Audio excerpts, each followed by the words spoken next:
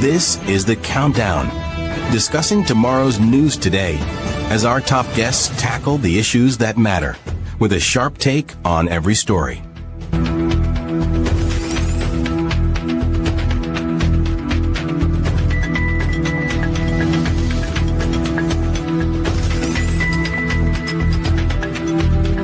And now, here are your hosts, Andrew Weeks and Onyx Duncan.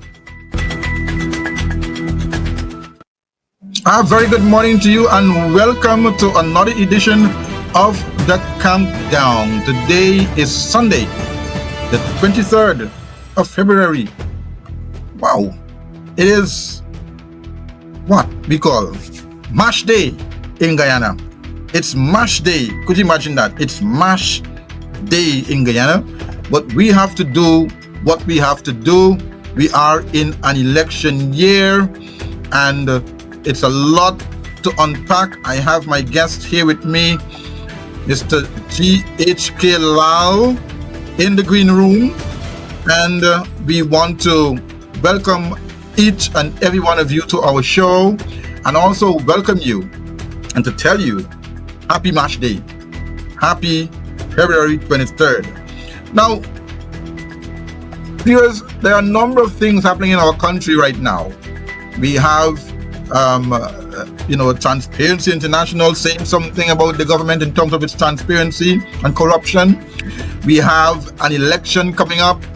We have the oil and gas conference going on in our country right now. We have the country is going through a serious economic crisis in terms of the low cost, the high cost of living rather in the country. We are having so many things happening. We're having a lot of political prospects coming up on the scene. Asudin Mohammed is a big prospect. We have Nigel Hughes. We have a whole set of lineup. Albert Norton want to run for president. We have President Ali wants to continue the term of a second term of president. We have so many things happening. But I have Mr. Lall here to break it down for us this morning. And he has been following these things throughout the whole term. Well known, he's a columnist in the Culture News, and here he is. Mr. Lall, good morning. Welcome to our show for the first time. Good morning, Mr. Weeks. Good morning to you, my fellow Guyanese, wherever you may be. Happy Mashramani Day to you. Make the best out of it. It's not the best of circumstances for those who are on the wrong side of the political equation today. But it is good to be here for the first time. Thank you, Mr. Weeks, for the kind invitation. And I hope that what we share, how we share, that it will inspire us to continue the struggle for justice, fair play, equity. Thank you so much, Mr. Lall. Now, we want to jump right into our discussion. We're talking about matters of national importance. And we want to jump right into our first discussion, our first topic, which is the elections coming up and GCOM. Now, you would have heard and seen that the opposition is calling for biometrics. Jagdeo, when he was in opposition, had called for biometrics. He called for biometrics. He called for this verification. He called for a new list. He called for a whole set of stuff. And now, when the call is now made on the other side for biometrics, President Ali and Jagdeo and GCOM chair is now saying, yeah, we're going to get biometrics, yes, but not at this elections. What are your thoughts on it? Again, good morning, everyone. Happy Mash holiday. Elections, a pivotal year for us in this country. My fellow Guyanese, it is important, it is compulsory that we have an election, regional and general elections, that has no taint to it. The elections have no taint to it. We do not go into it with handicaps, with hiccups, with questions. Look, based on the state of our election processes, some slippages that is going to be expected, part of human endeavor. However, the issue of biometrics, of lists, bloated lists, of controversies and disputes surrounding our whole elections setup. I think we have to put our best foot forward, all of our energies to making possible for the entire elections architecture and process, and the voting experience, and the results, that we are not going to have the questions, we're not going to have the differences that have plagued us throughout almost every election season. Yeah. Biometrics, you spoke about it, Mr. Weeks, at the beginning in your intro. Yesterday, 5-6 years ago, whenever, the present government, then in the opposition, said in the clearest terms, it's a good thing. It's a good thing. And we need to revisit and revise and revamp all these other things, whether it's lists and voter ID and whomever else. So how was it good then, between 2015 and 2020, and 4 or 5 years later, we are at this point where, well, we don't have time. Well, it's not that much of a difference maker. And, well, we're going to have it, but we're going to have it later. I looked upon the chairperson, Justice Claudette Singh, retired Justice Claudette Singh, I think, saying that, well, look, we really don't have time. I happen to know, and I think we all do, that the opposition has been clamoring, pushing for, pressuring for biometrics for a good while now. We're in February. We're almost towards the end of February. But this did not begin in January. Nope. This call started way before. I think even before last year on the opposition side, and it has stuck to its guns. We have to have biometrics. We have to deal with the bloated list. I am looking at the numbers of eligible voters, the recent one shown, and I think it's somewhere in the vicinity of 600,000+, maybe 700. So that number looks awfully high to me, right? Awfully high to me, who is not an everyday elections watcher. So I say we are starting off in February, going into March, for a last quarter, possibly elections, on the wrong foot, on the wrong feet, so to speak, in that the things that we should have in place, the confidence levels that should already be there, they are not there. And this is troubling to me. This has to be troubling to every potential voter out there, because we do not want, Mr. President, opposition leader, fellow citizens, we do not want to revisit and go back to all those traumas and all those difficulties of before.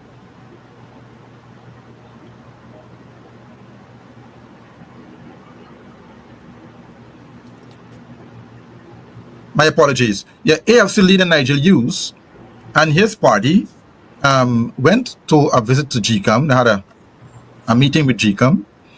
And he said that when he sat in that meeting, it was like confusion powder. It's like the commissioners in disagreement with other commissioners. The chairman don't have a say. She cannot really direct and control her commissioners in terms of the deliberations. They were cursing across the table, and it was chaos. When they asked about GCOM's revision of the last elections, there were no report to be given, right? And right there lies the problem, that if they're going to have confusion amongst themselves, how are we going to be able to trust GCOM to deliver fair and fair elections in the country? And so we as you said, we're starting off on a wrong footing, right? All of the observers that were here in 2020 from the CARICOM and from Barbados, all of them said, fix your list. get biometrics, ensure that the elections is fair and transparent the second time around.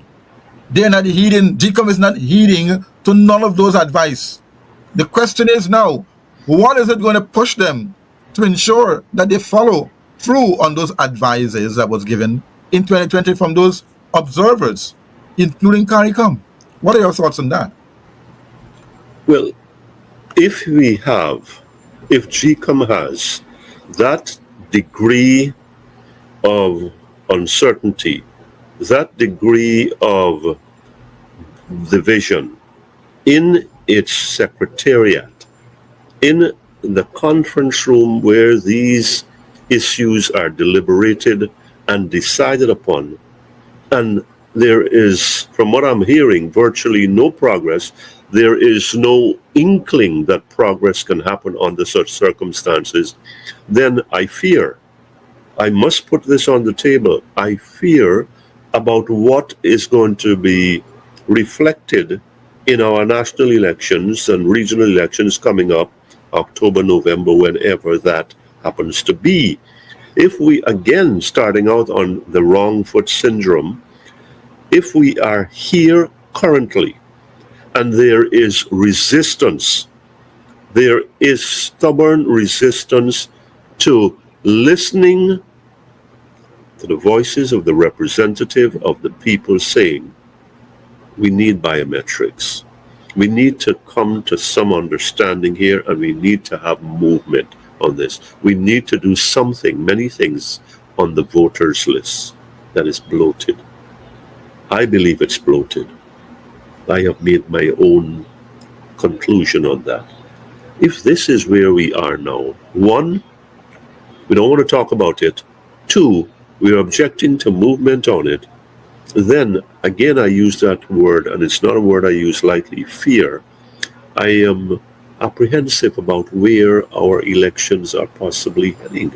Now, I want to introduce something here. My fellow Guyanese, Mr. Weeks, my host, please contemplate, ponder on this, what I'm going to say. If the call, not if, since the call is for biometrics a long time ago, and it does not look as though it's going to happen. That's one. Two, since the focus has been put on what is called a bloated list, what I believe is indeed bloated, then how do we go into an elections with that kind of opposing positions? And then, this is the crux of my point, and then, my fellow citizens, how do we accept the results of that election? Based, you're going in with all of these misgivings, these wide gaps. The stage is being set now for one, either fraud, and two, non-acceptance of the results.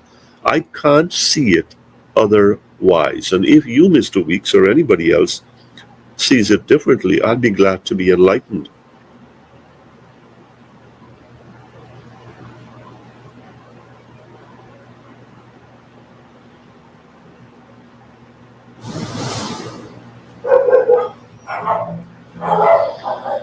I want to quote what Nigel Yu says.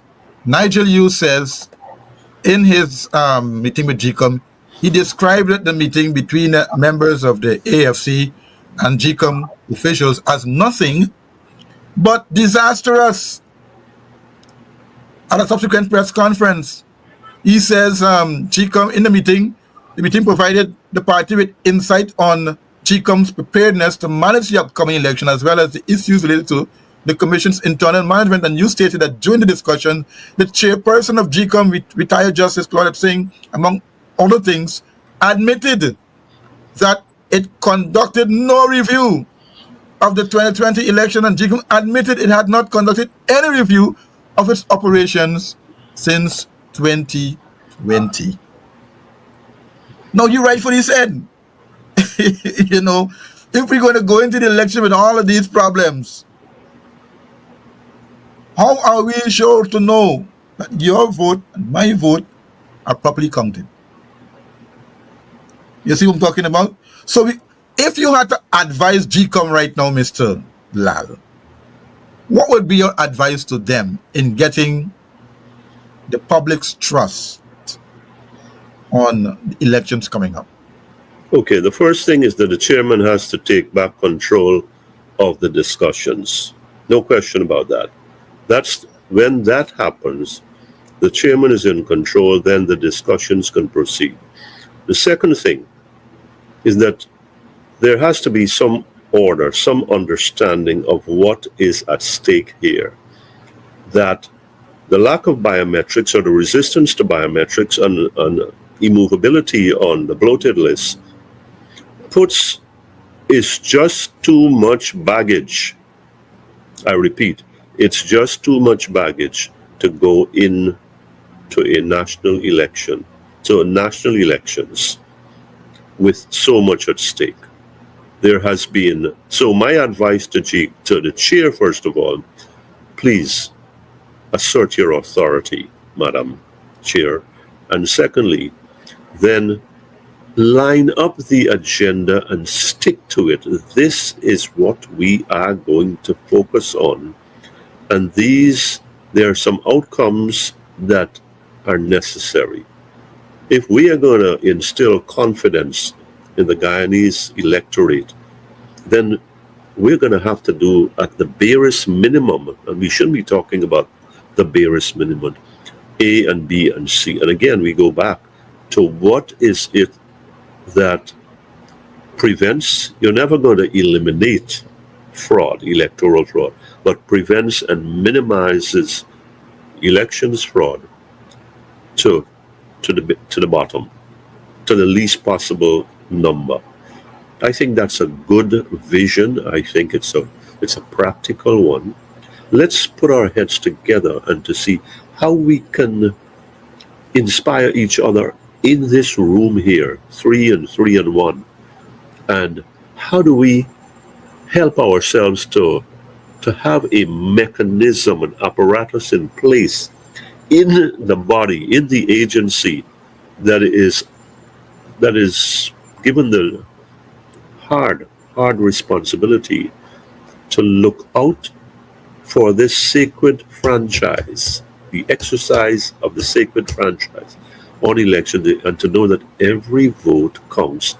And we walk away then and ponder this later, that indeed, yes, there was electoral justice in the polling booth. There is electoral justice in the results, in the outcomes that are now that are floating about and finalized.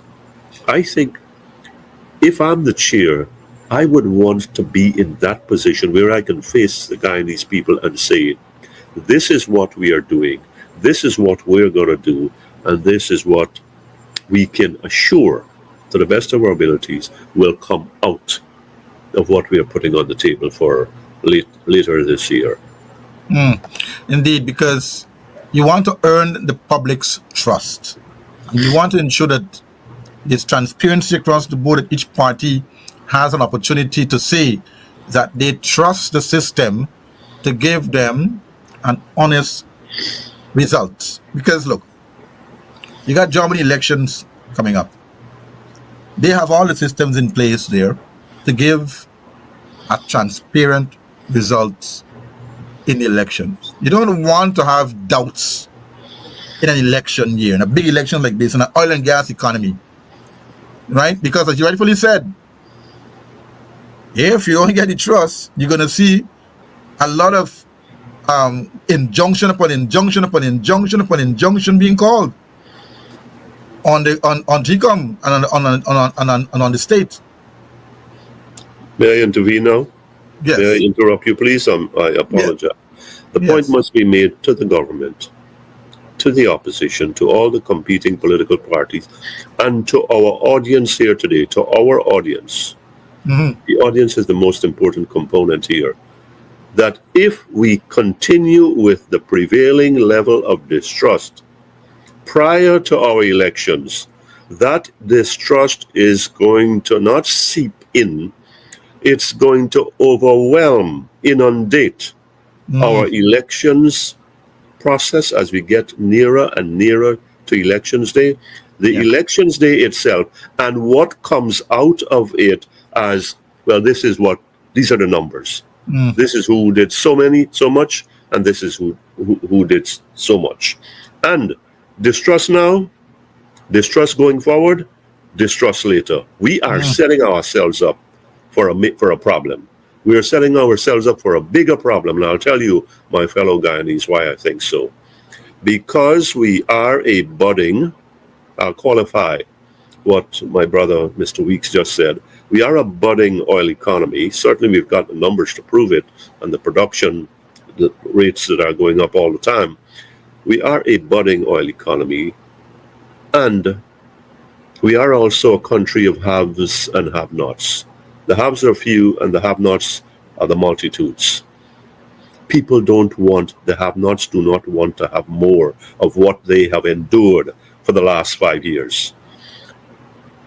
So, to look at the last 5 years and to anticipate that is what is going to be the standard, give or take, for the next 5 years, is certainly something that is not being looked forward to by the Guyanese people. So this is not about the economy just yet. This is why it is so imperative, so mandatory that we do as much as we can, and we get as much as we could out of our pre-elections preparations, so that when we get there, lots of this distrust would have been gone, would have been reduced, and we are ready for elections that everybody believes is free, is fair, because there's an absence of fraud. Free, fair, and when I say free, it's fraud-free. I think this is where all of this is going. We can have that. We must get there. And so when we come out of there, the results are what they are. Well, we hope that they listen to our advice, and the country and the citizen who's advising and telling them that, hey, this thing doesn't look right, that we need to, get into an election that is free from fear and transparent, that we put all the mechanism in place to protect the vote. Mr. Lall, let us jump right now into the state of the economy. Now, every day people are crying out that things are going up, the price for food stuff and so on is going up. There's no clearer sight to see anything dropping anytime soon, and it shows in the it shows also in the cash grant situation, that everybody is running and flocking to those different locations, that things are terrible in the country. Look, when they had the fake news at Asadun Mohammed's place, where they said that he has money to give away, the whole place was full of people. It shows that there's something is wrong in the state of the economy in this country. What have you been hearing on the ground? What have you been seeing from your sources about what is the state of the country, and what is your advice that can turn things around? Well, let's take this thing in context. We are a tale of two countries. Again, I'm not so much the haves and have-nots right now, but at this moment as I speak, but a tale of two countries, in that we have all of these extravagant statistics. How well the economy is doing, how Guyanese have now been elevated by no less a venerable institution as the World Bank to high income. What's that? 14,700, I think, or $300 US per person. That's almost 2.5 to 3 million Guyana dollars a year in income on average. We are not there. We are not there. So we have these lovely, and I mean they're lovely, and they're accurate. I've always said they're accurate because I can do the calculations myself on a rudimentary basis. Now, now, the reality is what you see in cash grants. You call it Mm. terrible. I call it desperate. Wow. Desperate. October 10th, I think. Early in October, the president came out. You're going to have your money immediately, 200 large. Then it came down to 100 later. All right. Guyanese will take 50. They're so hard up. The guava season. Let's talk in our own language. The hard guava season is so hard and so long that they can take 25 and can carry them to next week. We know people like who are like that. I have people who come and help me in my home, and they are in that kind of circumstances. Mm. I have some in-laws here. I have no family here, and and they're not rich people. They're struggling. So when they hear about cash grant, their eyes light up and they dash off. They dash off to any news, in response to any news, to any place, only to discover, to their chagrin, that, hey, listen, oh God, false alarm, and we're going to have to wait some more. Wow. Now, you yourself were telling me that in our pre-show, in our chat, that there are the crowds and the people are waiting, and the people are in need. Yeah. We're not talking about wants here, Wants is a Need. luxury. Need.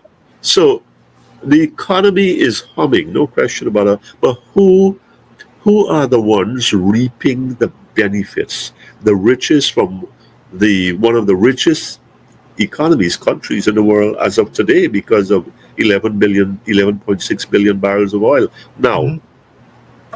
I believe it's more billions than that, but if you notice, nobody's talking about discoveries anymore. We used to be talking about discoveries in a stream from Exxon. Oh, not a promising discovery. Oh, not a commercially feasible discovery. And now we're not hearing a word since we said, well, what did you hear about monetizing? I mean, these guys always have some kind of trick to shove in our faces. But who know better. Now, none of this lifts a finger, does one thing that improves the lot of a hungry Guyanese, of a Guyanese child, that it doesn't have enough. It's a tragedy, to use Nigel's words, a disaster in a different context. It's a disaster. It's a shame that there are Guyanese who are without in a country that is making the New York Times, the Financial Times, the Wall Street Journal, Barron's, all these prestigious financial newspapers, and they are touting, they are expounding upon how Guyana is great. We don't have to make Guyana great. Oil has made Guyana great. But the greatness must transfer, must transport to those Guyanese, the masses of the people who are struggling with a crushing cost of living. The government says inflation is under control. Now look at this. There is inflation, which represents many other things, and cost of living, or the food inflation, or the food price basket, is a subset of that. But in and of itself, that must tell us where things are in terms of, let's take this out of the textbook, how things are when we stand in front of the greens and vegetable vendor in the market, Border, Berbice, Stabrook, you name it, East Coast, East Bank, West Bank. Here's this. When an ordinary citizen face that vendor or another one, I am standing there occasionally. I really go. I have people do these things for me. Here's this part. And I'm standing there, out of the corner of my eye, I'm studying them, and you know what I'm saying? And they move on. And you pick up on that body language. I can't make that. I need it, but I can't make that. And you see this happening. Oh, certainly you see people who are buying grapes and Brussels sprouts and you name it. But then there are those other Guyanese who the cost of living is a killer for them. Yeah. And when you move out of the municipal markets, the food and veggie markets, and you go down to the packaged stuff and the canned stuff, the supermarkets, people can't It's buy another story. Mhm. rice and fry oil and salt and sugar. Then what are we talking about in terms of an economy? $100,000. The government has been very, very, very, very careful to not link it with cost of living. Having denied that there's a cost of living crisis, it's been very studious in its efforts not to link this $100,000 cash grant to as cost of living relief. It has not branded it that. I'm still waiting to see what is it. Oh, we are hearing about the Guyanese people. But here's the story. It is really first and foremost for food. That's right. Only thing. From the perspective of the recipient. Secondly, is to clear off some of that backlog of bills that has piled up because you haven't got enough money for Gorong every month, right? Yeah. We have talked economy. How can you have an economy where upwards of 40%, which is 2 out of 5 Guyanese, don't have enough food to eat daily, who are living on, what's that, $550 a day, which is $1,100. How do the Guyanese minimum wage worker, and this is a heartfelt one for me, how does a Guyanese minimum wage worker in the private sector exist with $60,000 a month? That's $2,000 a day. How does he or she manage, my brother Andrew? Please tell me, my fellow Guyanese, tell us, how do Guyanese manage with that kind of... The government can speak a mile a minute about A and B and C, and it's all bright. It's all bright and beautiful. How about talking something in the last 3 years? It's 3 years now since the minimum wage has been bumped. And if that minimum wage is bumped in this glorious economy, where is it going to go? From 60 to 75? What is that going to do? From 60 to 90? What is that going to do?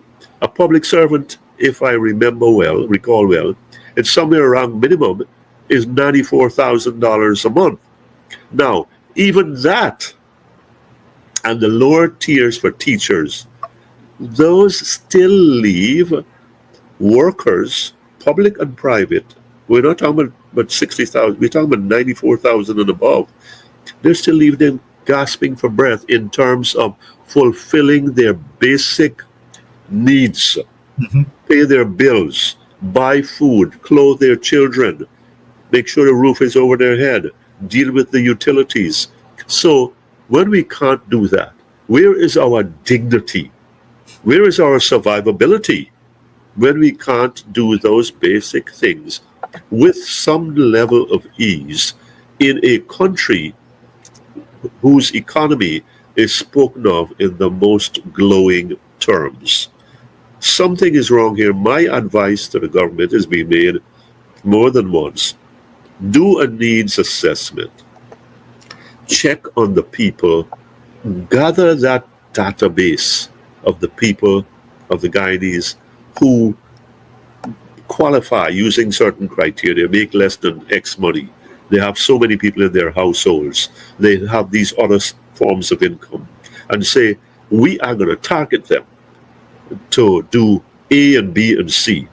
The tax mechanism, the tax machinery is one place to give Guyanese relief. This thing about cash in the envelopes is not good enough. It's prone to corruption, and that has been part of the reports that have been received. As somebody who works for me has shared with me that he was offered an extra envelope. He said, no, I'm fine. His neighbor, they collected multiple envelopes. And this is in a depressed area of Georgetown. Now, put the thing through the system. How to structure it. This is how this is going to work. It has a threshold. It has a series of a set of criteria that has to be met. And once that's met, it's automatic that we care for our people who need that help the most. Yes, we've had 100,000 for children born, and this 100,000.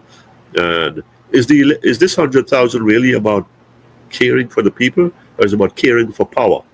In other words, greasing the wheels, juicing the system, juicing the people, so that the hold on elections becomes a bit firmer. Well, you see, you see the thing about lies and mistruth and misinformation and disinformation is a serious thing. When the PPP was in opposition, they promised teachers 50% salary increase.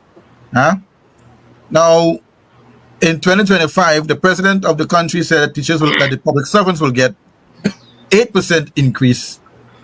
He gave them 10% increase in 2024, but he said they will get 8% increase in 2025. And then you have now the Minister of Finance, Ashley Singh, said that by the end of 2025, public servants will have an increase in salaries by 46%. Now, those are all nice numbers, but it does not reflect to the man downstairs in the bottom there, as you rightfully said just now, when he has to stand in front of the stall in the market to buy groceries, to buy food stuff, to buy greens. It is not cushioning nothing, So I am saying these are all numbers that they're playing around with in front of people who don't really understand numbers. But when the man goes down in the market there, those numbers doesn't make sense. As they would say, the maths and mathsing. You understand? The maths and mathsing.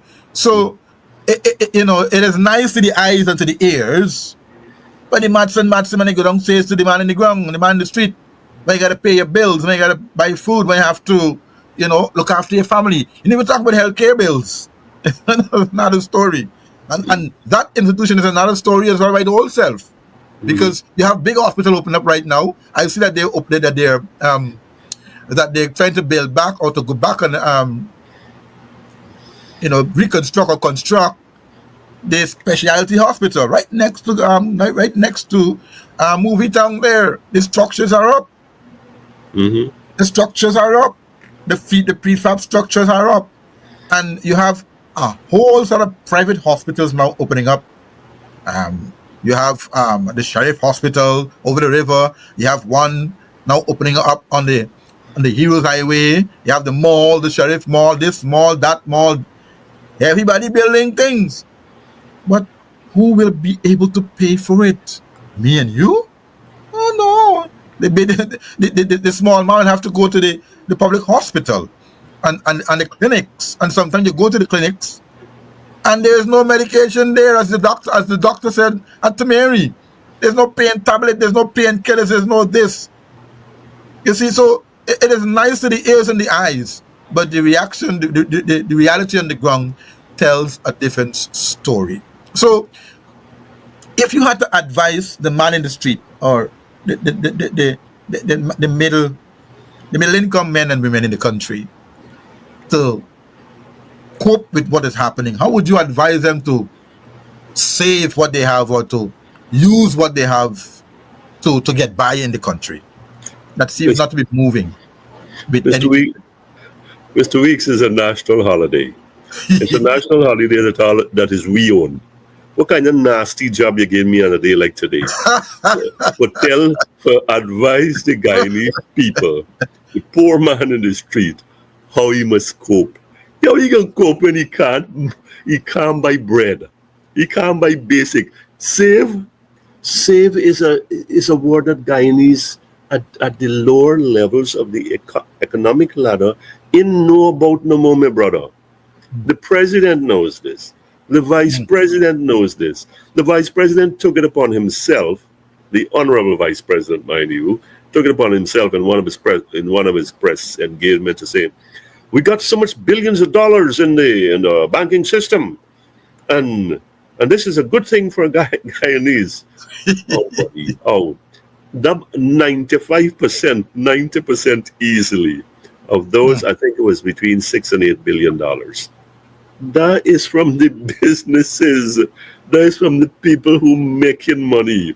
You tell me, let me go back to what we've been talking about. How do minimum wage workers ever dream about saving a $2,000 a month? How does a public servant making $94,000, $100,000, $120,000 a month think, hope of saving a 10,000 a month?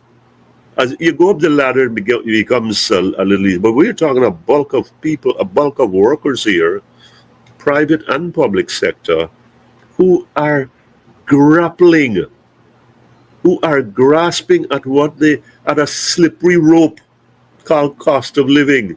And if we can't deal with that, we're talking so far, my focus has usually been and mostly been on food, sustenance, and bills. You, Mr. Weeks, just pointed out, rightly so, that there are these other components, healthcare, how we pay for lessons for the children, how we buy a little shoe for them, to put a slipper, flip-flop, whatever. Forget about holiday and taking a five or whatever. Here's the story. To cope with the situation for the ordinary Guyanese, they're looking uphill at an insurmountable situation given the money they got coming in one hand and given the money that flies out of the same hand within a matter of days. A man get paid for a month, he don't owe half of this month pay before he start talking about next month. Because he or she is always playing catch up. My advice, and really it shouldn't be, my advice to the people, and I tell them this, look, you've got to look for ways to be creative and to be conservative. If you could mine 2 fowl, mine 2 fowl. If you could plant 2 okra tree, plant 2 okra tree. That's the young and buy. Don't worry them luxuries. And I imagine this, a man like me calling sugar and luxury. How do sugar with sweet tea, what we grow up on, what our history is based upon. Tell him, hey, don't order a thing. Just get a little salt and mix it with the rice, and when you get shine rice or something, and that's that. So if I tell a man who's at the bottom of the economic ladder, or a woman, to save, I really just insulted them. They're going to say, you know what you're talking about? Save why? Understand what life is about? Come on, man. When you come, you just come back, I'll be making myself into a damn fool. Right? But I would say, see, I don't know, look, Guyanese are living cut to the bone already. What more are they going to shave off? What more? The answer is not what they can do. They are working honestly, they're working second jobs, they're looking to scrape some overtime whenever they can get it. And I think that the ordinary citizen in this country is doing as much as he or she can to cope, to manage with cost. They don't know about statistics. They don't know about indices. What they know is that the plate empty, and the bank account empty, and how to put something on the plate, a planting on the plate, and put a couple $1,000 in the thing. That's where the thing begins. I think the onus is on the government side. Look, we got all this money here. I think that the solution is reasonable. You got to do a little less in the percentage for infrastructure. You got to do a little less in the billions set aside in the national budgets for building. Set aside, take that same money and put it towards building the poor and needy of Guyana. I'm telling you we need infrastructure. I will never tell the government that. We need to refurbish and we need to build new things, whether it's schools or clinics or roads and bridges. But when the emphasis is so overwhelmingly in the over half of the budgets, the national budgets, when you add them up carefully. When those are accumulated, you see the disparity right away between what goes towards building inanimate things, useful things, and how little goes to animate the spirits of people. We're talking about human beings now who just can't seem to measure up through no fault of theirs. The government therefore has to reallocate the monies from one bucket to another, and then be sensible on how that is distributed. Now, I am not saying what I'm saying here. Listen to the cries of the people. Look at that cash grant distribution process. November, December. Look at what's going to happen now in the next several days as different parts of the country, the people gear up and turn up to collect their check. It's not, some of it has already been spent. More is needed, and in a way that touches Guyanese in a tangible way, and not just for a weekend, not just for a month, but for longer than that. So we are caring for those who are behind, so they don't fall farther behind. We have a duty as a government, as a nation, to care for our elderly. You tell me about statistics. Oh, we've doubled the old age pension. Double versus what? What was it, 2020? 100% increase. 100% increase of, what was it, 20,000? 100%, which is $20,000 more, give or take, in 4 or 5 years, when there's all of these oil billions. When you don't want to lean on the oil companies to extract some more so that Guyanese can get more. I think that the statistics or the narratives that are being put out by the government they have their flaws. They clearly are more about propagandizing than offering relief to people who really need it. When you tell people, oh, we've doubled the old age pensions, a fact, but double it from what to what? And in the context of prices in Guyana, what does $20,000 more a month mean for people who have no other source of income? People who cannot work because they're not able-bodied. People who are unable to participate in the workforce as they want to, as they maybe should, but they are suffering from some severe impairment such as heart disease.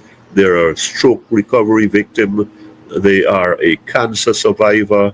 How many thousands of those do we have? How do we care for them? We care for them by building more roads and tell them you've got a transportation network to take you to the marketplace. To spend what? To find money from where? Look again and again, I will say the roads are lovely and the infrastructure is a good thing. But you can't eat a road. We can't eat the road. And once the money is spent on building the roads and not ending up in my pocket or somebody else's, well, I ain't got no contract and I ain't got no business. So let me put that on the table, and I want none. So here's me thing. We're not getting value for the money first. Full value, or anywhere close to the value that we should get from the hundreds of billions there. And the Guyanese people are not getting the value, the true value of what they should get from their oil wealth.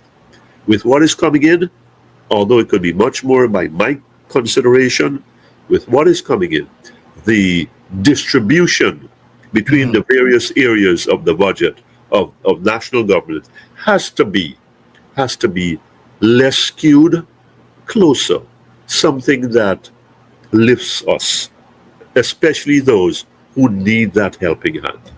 Yeah. And there are some folks who are saying that if the minimum wage could be like a little 200, 300,000, we could try a little bit with it. We could make something up. Maybe we could save from that. But $90,000 and $60,000. That maths in the tag. Can't make it. Can't happen. If you could raise the senior citizens, the NIS, to at least $150,000 a month, at least we could manage. We could try with that. We could use that from the little oil money you get in, you know what I mean, and make it up. But to say you give it 100%, another $20,000, making it for $200. Oh, come on. I was looking at something the other day to myself on social media when a man was walking with a camera asking different people, how much money you make in a year?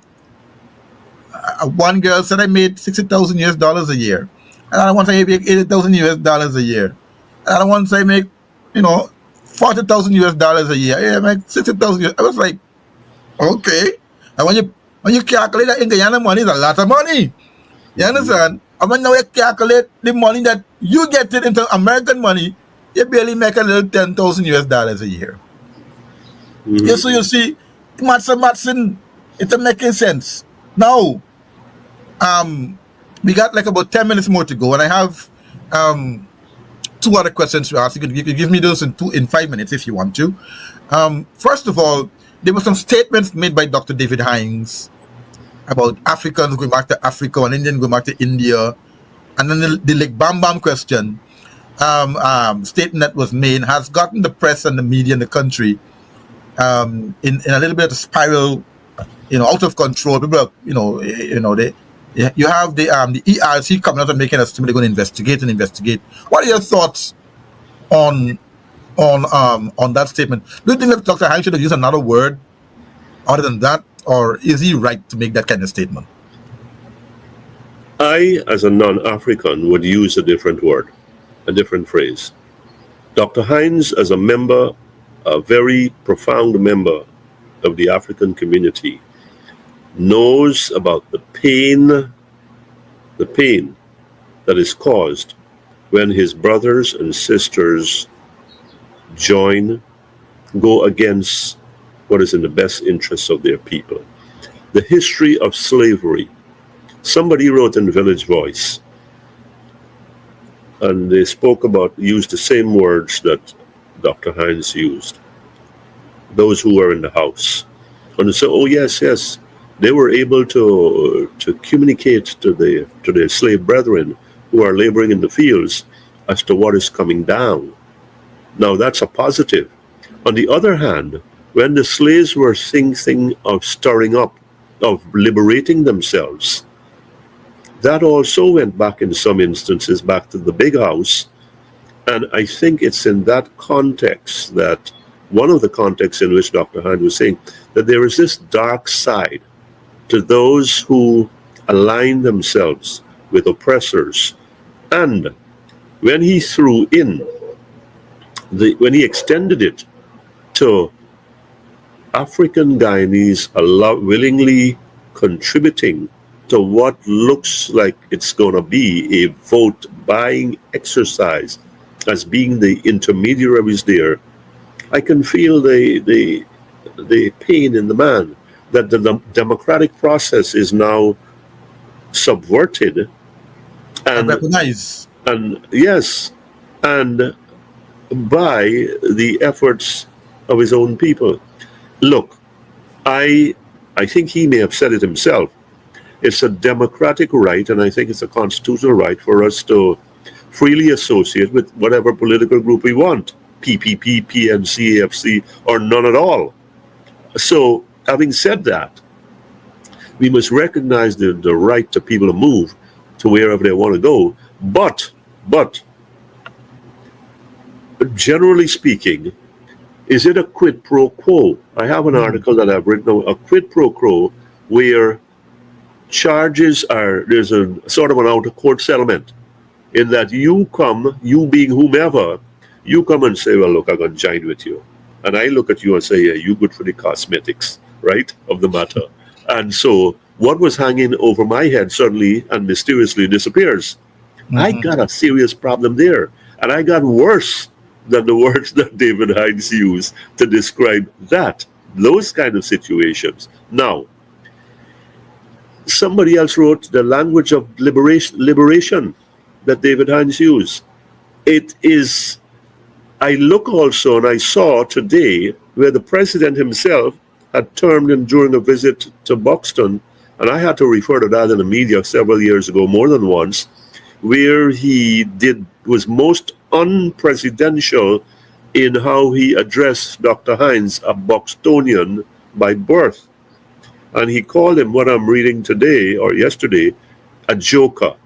Now, a joker brings up, Mr. Weeks, and I ask your audience to forgive me, it brings up images of blackface and stepping and fetch it, that kind of demeaning role to which Clownish, and yes. label to which has been attached to black Guyanese and black people in general.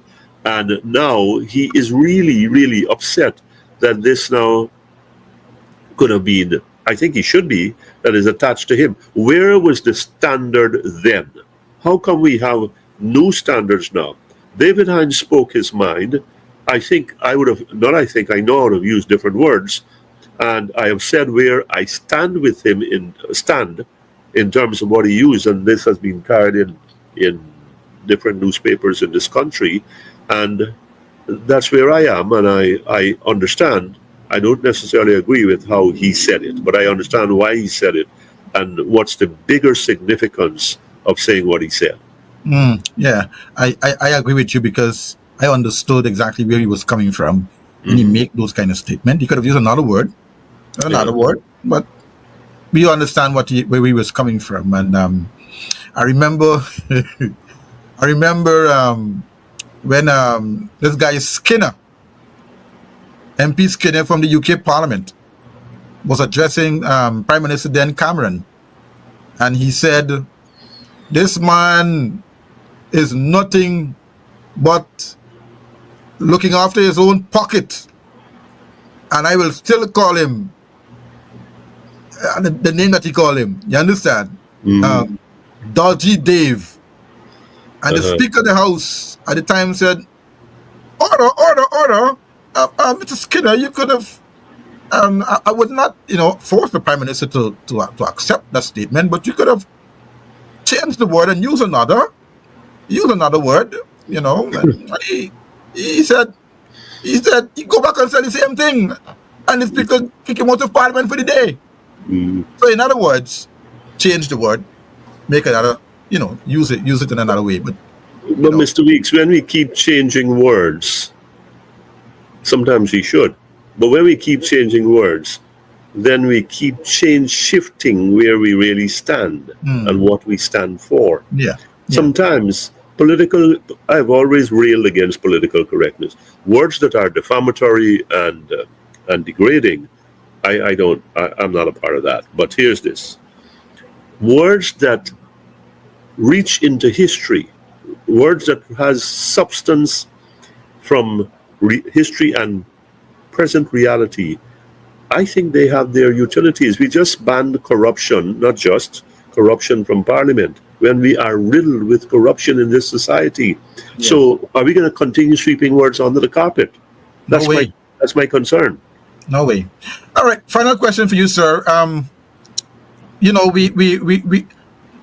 You have seen just recently the army was attacked by some folks on the other side of the border.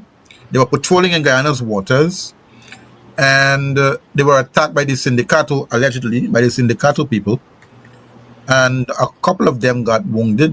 The Minister of Foreign Affairs ordered the ambassador to come in to ask him what happened, and then you are hearing that the president of Venezuela now is still not finished with the Essequibo. He is not done with it. He has appointed a governor, or maybe about to appoint a governor, or maybe did appoint a governor. And you're having countries now saying that they support Guyana's territorial integrity. And you're having all these different scenes playing out. Are we out of the woods with this Venezuela issue? Is the government paying attention to it? Is the government really serious about protecting our territorial integrity. The president made a statement on that matter as well, with the army guys being shot. But is he really serious about the border and our territorial integrity? What are your thoughts? What are you hearing? Well, we're not out of the woods, and I don't think we'll ever be out of the woods with our Venezuelan border issue and with Maduro in place over there. Having said that, he has set a bar, he has set a priority and heartfelt energy into this border issue, 2/3 to 3/4 of Guyana's territory and riches, that any Venezuelan politician with any kind of ambition and aspiration cannot walk back, maybe by degrees, but cannot ever fully walk back or halfway walk back with the bar that he has set. And that's is what is going to keep Guyana in the woods. Frankly, what I see Venezuela is engaging in is a kind of hit and run tactic. It does this, and I think there could be more of this. And I don't think it's Sindicato operating in a private capacity. Remember, quite a few of them are ex-army, Venezuelan army. For this, I call it an ambush. Somebody else call it an incursion. Incursion, I think both have their points. Now, the president himself, what's this, a canned reaction? Is it saying something for something's sake? Yes, he has been calm and he's been comforting, but we really need to do more in terms of making it clear. We should have recalled our ambassador, even temporarily.